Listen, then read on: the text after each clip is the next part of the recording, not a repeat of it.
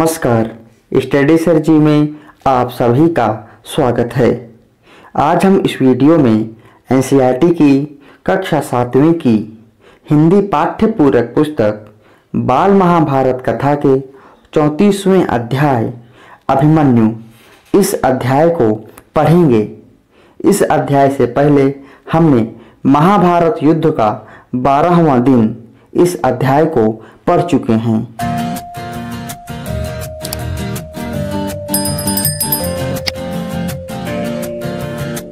बाल महाभारत कथा के सभी पाठों का लिंक डिस्क्रिप्शन बॉक्स में दे दिया गया है। तो आइए वीडियो शुरू करते हैं, जिसमें हम पढ़ेंगे अभिमन्यु।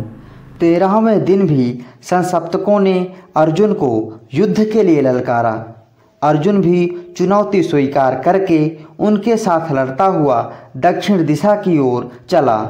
नियत स्थान पर पहुंचने पर अर्जुन और संसप्तकों के बीच घोर संग्राम छिड़ गया।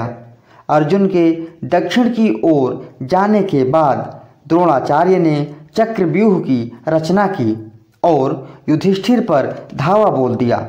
युधिष्ठिर की ओर से भीम, सात्यकी, चेकितान, धृष्टद्युम्न, कुंती भोज, उत्तमौजा, विराटराज, वीर कैकेय आदि कितने ही सुविख्यात महारथियों ने द्रोणाचार्य के आक्रमण की बाढ़ को रोकने की जी तोड़ कोशिश की।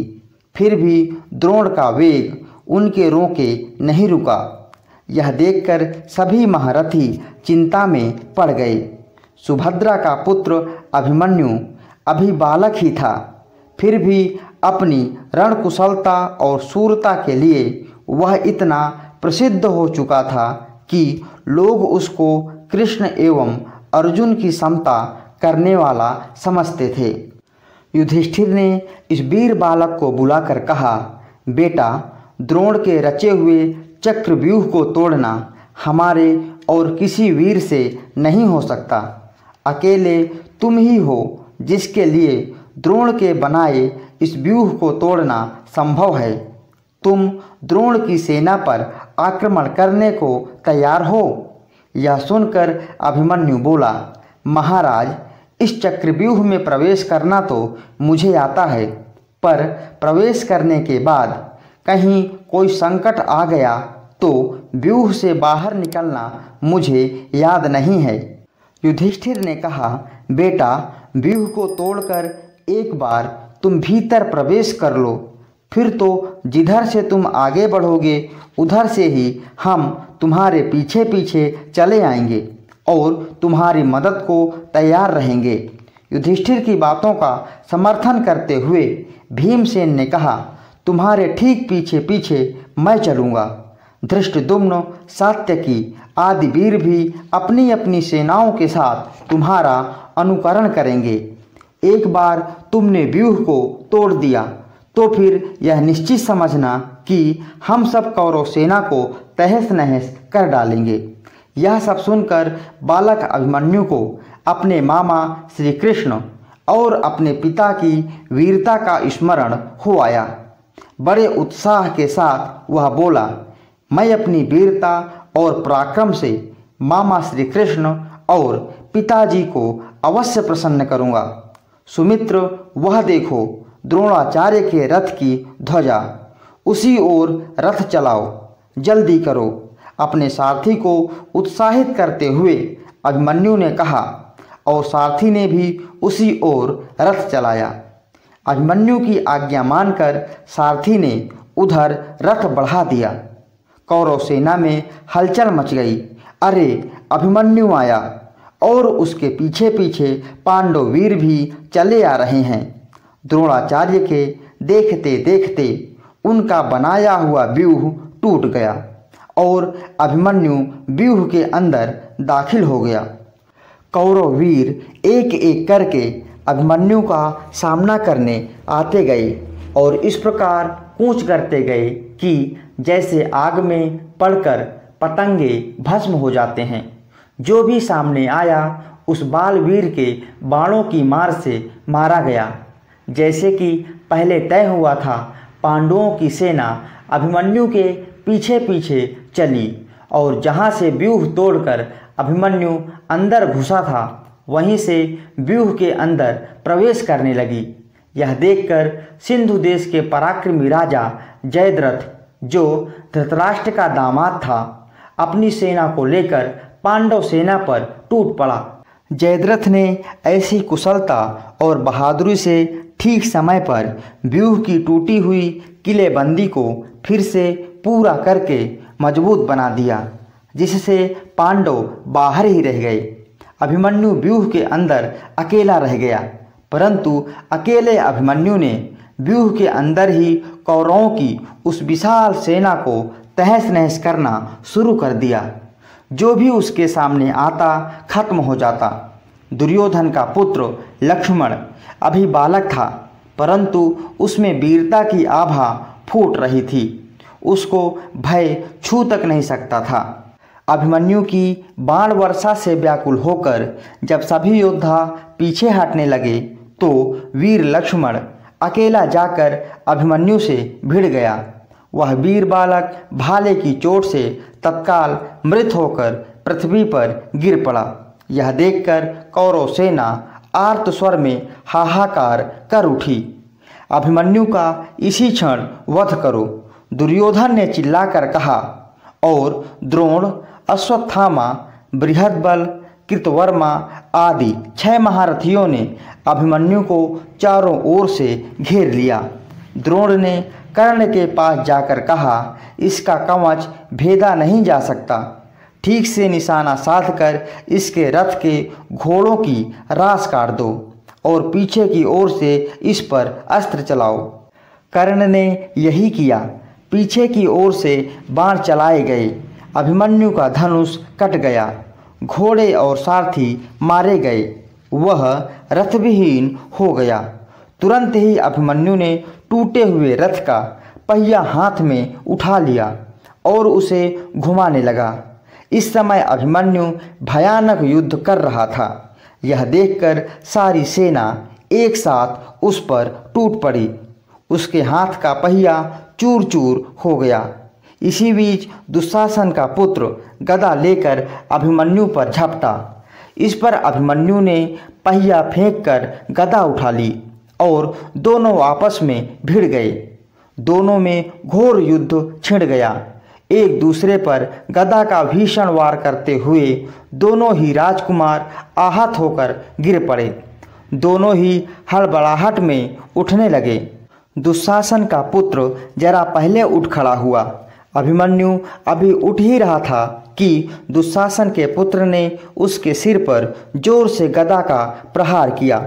यूं भी अभिमन्यु अब कईयों से अकेला लड़ते हुए घायल हो चुका था और थककर चूर हो रहा था। गदा की मार पड़ते ही उसके प्राण पखेरु उड़ गए। संसप्तकों का संहार करने के बाद युद्ध समाप्त करके अर्जुन और श्री कृष्ण अपने शिविर को लौट रहे थे। अर्जुन श्री कृष्ण से बोला, जनार्दन, मेरा मन घबराया हुआ है, मैं भ्रांत सा हो रहा हूँ। सब भाई कुशल से तो होंगे।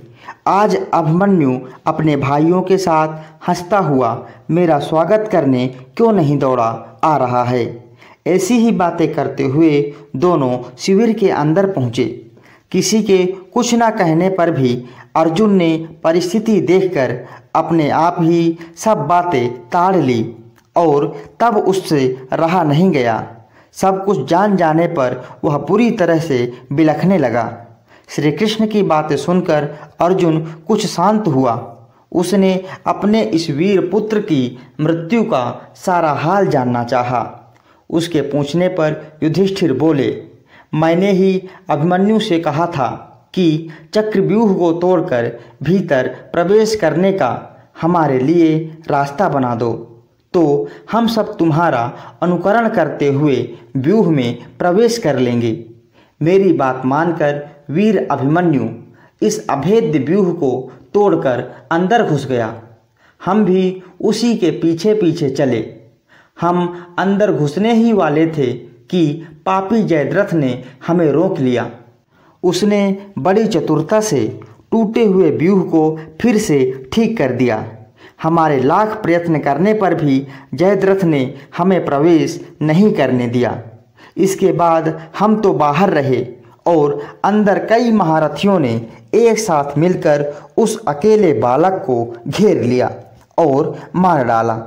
युधिष्ठिर की बात पूरी भी ना हो पाई थी कि अर्जुन आर्त स्वर में बोला, हाँ बेटा, कहकर मूर्छित होकर जमीन पर गिर पड़ा। चेत आने पर वह उठा और दृढ़तापूर्वक बोला, जिसके कारण मेरे प्रिय पुत्र की मृत्यु हुई है, उस जयद्रथ का मैं कल सूर्यास्त होने से पहले वध करके रहूँगा। यह मेरी प्रतिज्ञा है। यह कहकर अर्जुन ने गांडीव पर जोर से टंकार की। सिंधु देश के सुप्रसिद्ध राजा वृद्धछत्र के पुत्र जयद्रथ को जब अर्जुन की प्रतिज्ञा का हाल मालूम हुआ तो वह दुर्योधन के पास जाकर बोला, मुझे युद्ध की चाह नहीं है, मैं अपने देश चला जाना चाहता हूँ। यह सुनकर दुर्योधन उसको धीरज बंधाया और बोला, सैंधव, आप भय ना करें, मेरी पूरी सेना आपकी रक्षा करने के लिए नियुक्त की जाएगी, आप निसंक रहें। दुर्योधन के इस प्रकार आग्रह करने पर जयद्रथ ने उसकी बात मान ली। सवेरा हुआ। शस्त्रधारियों में श्रेष्ठ आचार्य द्रोण ने सेना की व्यवस्था करने में ध्यान दिया। युद्ध के मैदान से 12 मील की दूरी पर जयद्रथ को अपनी सेना एवं रक्षकों के साथ रखा गया। उसकी रक्षा के लिए भूरिश्रवा, कर्ण, अश्वत्थामा, शल्य, वृषसेन आदि महारथी अपनी सेनाओं के साथ सुसज्जित होकर खड़े रहे। अर्जुन पहले भोजों की सेना पर टूट पड़ा। कृतवर्मा और सुदक्षिण पर एक ही साथ हमला करके उन दोनों को परास्त करके वह श्रुतायुध पर टूट पड़ा। जोरों की लड़ाई छिड़ गई। श्रुतायुध के घोड़े मारे गए। इस पर उसने गदा उठाकर श्री कृष्ण पर प्रहार किया, परंतु निशस्त्र और युद्ध में शरीक न होने वाले श्री कृष्ण पर फेंककर मारी गई गदा श्रुतायुध को ही जा लगी और श्रुतायुध मृत होकर गिर पड़ा। इस पर कंभोजराज सुदक्षिण ने अर्जुन पर जोरों का हमला कर दिया, किंतु अर्जुन ने उस पर बाणों की ऐसी वर्षा की कि उसका रथ चूर चूर हो गया। उसके कवच के टुकड़े टुकड़े हो गए और छाती पर बाण लगने से कंभोजराज हाथ फैलाता हुआ धड़ाम से गिर पड़ा। इस प्रकार अपना गांडीव हाथ में लिए हुए असंख्य वीरों का काम तमाम करता हुआ अर्जुन आगे बढ़ता गया और कौरव सेना के समुद्र को चीरता हुआ अंत में उस स्थान पर जा पहुंचा जहां जयद्रथ अपनी सेना से घिरा हुआ था। अर्जुन का रथ जयद्रथ की ओर जाते हुए देखकर दुर्योधन चिंतित और दुखी हुआ। जयद्रथ की रक्षा के लिए नियुक्त वीरों ने जब यह सुना तो उनके दिल एक बारगी दहल उठे और भूरिश्रवा, कर्ण, वृषसेन, शल्य, अश्वत्थामा, जयद्रथ आदि 8 महारथी अर्जुन का मुकाबला करने को तत्पर हो उठे। इस प्रकार हमने इस पाठ को पढ़ लिया है। आशा करता हूँ आपको यह वीडियो पसंद आएगी। यदि अभी तक आपने हमारे चैनल को सब्सक्राइब नहीं किया है तो कृपया हमारे चैनल को सब्सक्राइब करें और हमारे चैनल के साथ बने रहें। वीडियो देखने के लिए बहुत बहुत धन्यवाद।